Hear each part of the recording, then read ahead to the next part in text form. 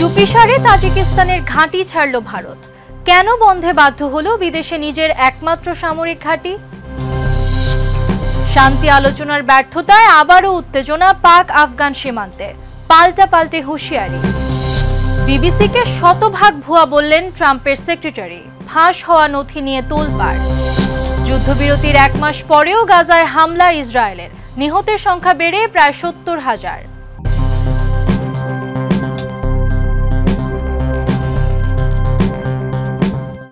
দর্শক, আমন্ত্রণ মাই TV I নিউজে। এতক্ষণ দেখছিলেন শিরোনাম, সাথে আছি আমি আমাতুল আজিজ উর্মি। নায়াসিনামাইড ও স্যালিসাইলিক সমৃদ্ধ লিলি ফেস ওয়াশ যা ফেসের ডেড স্কিন সেল দূর করে দেয় দ্বিগুণ ফাস্টার ব্রাইটেনিং। তাজিকিস্তানের আইনি বিমান ঘাঁটি ছিল বিদেশে ভারতের একমাত্র পূর্ণাঙ্গ সামরিক ঘাঁটি। দুশানবে থেকে 10 কিলোমিটার দূরে অবস্থিত এই ঘাঁটি ভারত 2002 সালে প্রায় $80 মিলিয়ন ব্যয়ে সংস্কার করেছিল। আফগানিস্তানের ওয়াখান করিডোরের কাছে অবস্থানের কারণে এটি চীন ও পাকিস্তানের উপর নজরদারির জন্য ছিল কৌশলগতভাবে গুরুত্বপূর্ণ। বিস্তারিত প্রতিবেদনে। বিদেশে ভারতের একমাত্র পূর্ণাঙ্গ সামরিক ঘাঁটি ছিল তাজিকিস্তানের আয়নি বিমান ঘাঁটি, কিন্তু প্রায় 2 দশক পর নয়াদিল্লি নীরবে সেখান থেকে সৈন্য ও সরঞ্জাম সরিয়ে নিয়েছে। মধ্য এশিয়ায় ভারতের কৌশলগত উপস্থিতির প্রতীক হিসেবে পরিচিত এই ঘাঁটি ত্যাগ করা দেশটির পররাষ্ট্রনীতিতে বড় পরিবর্তনের ইঙ্গিত দিচ্ছে। তাজিকিস্তানের রাজধানী দুশানবে থেকে 20 কিলোমিটার দূরে অবস্থিত আয়নি বিমান ঘাঁটি সোভিয়েত আমলে নির্মিত হয়েছিল। সোভিয়েত ইউনিয়ন ভাঙার পর এটি পরিত্যক্ত অবস্থায় ছিল। 2002 সালে তাজিক সরকারের সঙ্গে চুক্তি করে ভারত প্রায় $80 মিলিয়ন ব্যয়ে ঘাঁটিটি সংস্কার করে এবং 3200 মিটার রানওয়ে নির্মাণ করে। আফগানিস্তানের ওয়াখান করিডোর থেকে মাত্র 20 কিলোমিটার দূরে অবস্থান করায় ঘাঁটিটি ভারতের জন্য অত্যন্ত কৌশলগত ছিল। এখান থেকে চীন, পাকিস্তান ও আফগানিস্তানের উপরে নজরদারি করা সম্ভব হতো। 2022 সালে চুক্তির মেয়াদ শেষ হলে ভারত নীরবে ঘাঁটি থেকে সৈন্য ও সরঞ্জাম প্রত্যাহার করে। তাজিকিস্তান নতুন করে লিজ নবায়ন আগ্রহ দেখায়নি, আর কূটনৈতিক সূত্র মতে রাশিয়া ও চীনের চাপই ছিল এর পেছনে। ভারতের পররাষ্ট্র মন্ত্রণালয় জানায়, মেয়াদ শেষ হওয়ায় ঘাঁটিটি আনুষ্ঠানিকভাবে তাজিকিস্তানের হাতে হস্তান্তর করা হয়েছে। আয়নি ঘাঁটি হারিয়ে ভারত মধ্য এশিয়ার একমাত্র সামরিক উপস্থিতি ও কৌশলগত সুবিধা হারিয়েছে। বিশেষজ্ঞদের মতে এর ফলে চীন ও রাশিয়ার তুলনায় ভারত এখন ওই অঞ্চলে দুর্বল অবস্থানে চলে গেছে। শাহিদা রুবি, মাই টিভি। পাকিস্তান ও আফগানিস্তানের শান্তি আলোচনা ব্যর্থ হওয়ায় 2 দেশের মধ্যে আবারও উত্তেজনা দেখা দিয়েছে। ইস্তাম্বুলে 2 দিনের বৈঠক ফলহীন থাকায় আফগান মন্ত্রী নুরুল্লাহ নুরি পাকিস্তানকে কঠোর পরিণতির হুঁশিয়ারি দিয়েছেন। মুখপাত্র জাবিহুল্লাহ মুজাহিদ বলেন, পাকিস্তান আলোচনায় আন্তরিকতা দেখায়নি। তালেবান জানায়, যুদ্ধবিরতি বহাল থাকলেও ব্যর্থতার দায় পাকিস্তানের।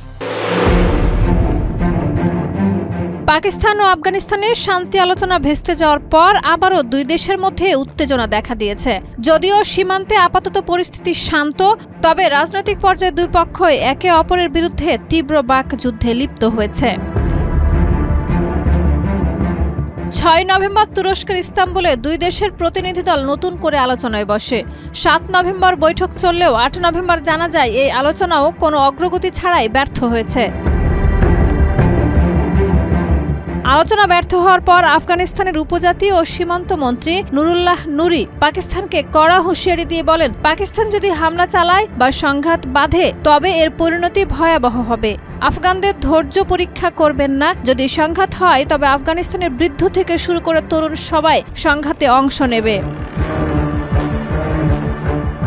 এর আগে আফগান সরকারের মুখপাত্র জাবিহুল্লাহ মুজাহিদ বলেন, পাকিস্তান আলোচনায় আন্তরিকতা দেখায়নি। তিনি আরও অভিযোগ করেন, পাকিস্তান তাদের অভ্যন্তরীণ নিরাপত্তা সংকটের দায় আফগানিস্তানের উপরে চাপানোর চেষ্টা করছে, যা মোটেও গ্রহণযোগ্য নয়। তার ভাষায়, আল্লাহ ও জনগণের সহায়তায় আফগানিস্তান তার ভৌগোলিক অখণ্ডতা রক্ষা করবে। টানা কয়েকদিনের রক্তক্ষয়ী সংঘর্ষের পর গত 19 অক্টোবর কাতারের রাজধানী দোহায় প্রথম দফা আলোচনায় বসেছিল 2 দেশ, যেখানে তারা যুদ্ধবিরতিতে সম্মত হয়। কিন্তু সর্বশেষ আলোচনায় সেই অঙ্গীকার ধরে রাখা যায়নি। জাবিহুল্লাহ মুজাহিদ আরো বলেন, আলোচনার সময় পাকিস্তানি প্রতিনিধিরা তাদের সব নিরাপত্তা সমস্যা আফগান সরকারের ঘাড়ে চাপাতে চেয়েছিল, অথচ তারা নিজেদের বা সীমান্ত অঞ্চলে নিরাপত্তা নিশ্চিত করার কোনো দায়িত্ব নিতে চায়নি। তাদের এই দায়িত্বহীন আচরণের কারণেই আলোচনা ভেস্তে গেছে। শাহিদা রুবি, মাই টিভি। ট্রাম্পের প্রেস সেক্রেটারি ক্যারোলাইন লেভিট বিবিসিকে ভুয়া সংবাদ বলেছেন। তিনি অভিযোগ করেছেন, প্যানোরামা ডকুমেন্টারিতে 6 জানুয়ারি ট্রাম্পের বক্তব্য বিকৃতভাবে দেখানো হয়েছে। বিবিসি বলেছে, ফাঁস হওয়া নথি নিয়ে তারা মন্তব্য করে না, তবে প্রতিক্রিয়া গুরুত্ব সহকারে বিবেচনা করে। বিস্তারিত ডেস্ক রিপোর্টে। বিবিসিকে শতভাগ ভুয়া সংবাদ এবং প্রোপাগান্ডা মেশিন হিসেবে আখ্যায়িত করেছেন মার্কিন প্রেসিডেন্ট ডোনাল্ড ট্রাম্পের প্রেস সেক্রেটারি ক্যারোলাইন লেভিট। তার এই মন্তব্য এমন এক সময় আসে যখন বিবিসির একটি প্যানোরামা ডকুমেন্টারি নিয়ে বিতর্ক সৃষ্টি হয়েছে। কিন্তু কেন তিনি হঠাৎ এমন মন্তব্য করলেন? ব্রিটিশ দৈনিক দ্য টেলিগ্রাফকে দেওয়া এক সাক্ষাৎকারে লেভিট বলেন, যুক্তরাজ্যের সফরের সময় হোটেলে বিবিসি দেখতে বাধ্য হলে তার দিনটাই নষ্ট হয়ে যায় এবং করদাতাকে একটি বামপন্থী প্রচার যন্ত্রের খরচ বহন করতে হচ্ছে। তিনি অভিযোগ করেছেন, ডকুমেন্টারিতে ট্রাম্পের 2021 সালে 6 জানুয়ারির বক্তব্য বিকৃতভাবে উপস্থাপন করা হয়েছে। একটি ফাঁস হওয়া নথি থেকে দেখা যায়, বিবিসি ট্রাম্পের বক্তব্যের দুটি অংশ কেটে একত্রিত করেছে। এতে ট্রাম্পের সমর্থকদের ক্যাপিটালে ফাইট লাইক হেল বলার অংশ দেখানো হয়েছে, কিন্তু যেখানে তিনি শান্তিপূর্ণ ও দেশপ্রেমিকভাবে কণ্ঠস্বর শোনানোর আহ্বান করেছিলেন তা বাদ দেওয়া হয়েছে। বিবিসি সংসদের সংস্কৃতি, গণমাধ্যম ও ক্রিয়া কমিটিতে ক্ষমা চাওয়ার ও ব্যাখ্যা দেওয়ার প্রস্তুতি নিয়েছে।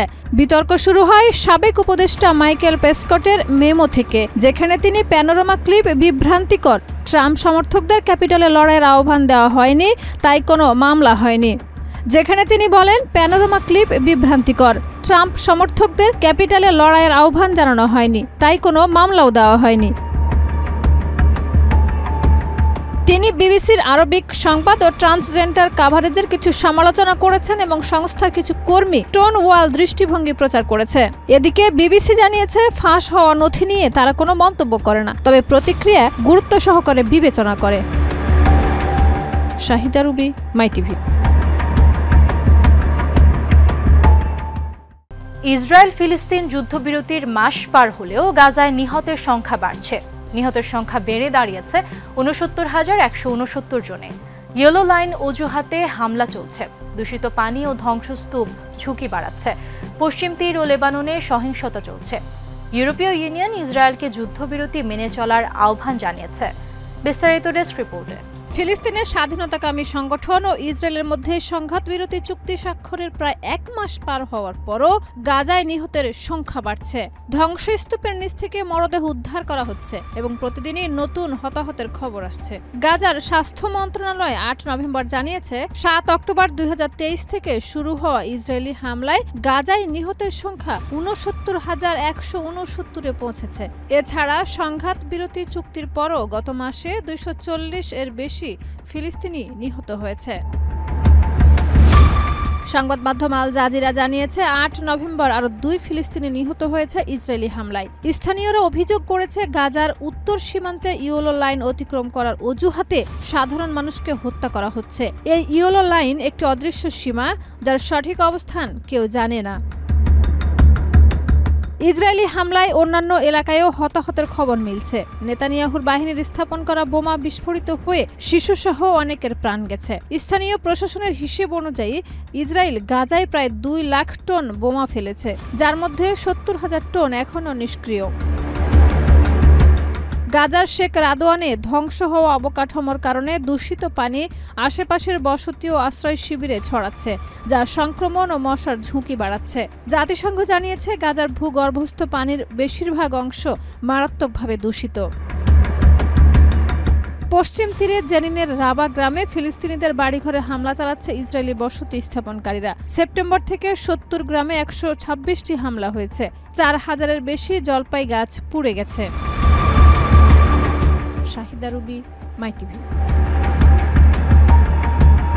দর্শক, এই ছিল আজকের মাই টিভি আই নিউজে। ধন্যবাদ এতক্ষণ সাথে থাকার জন্য।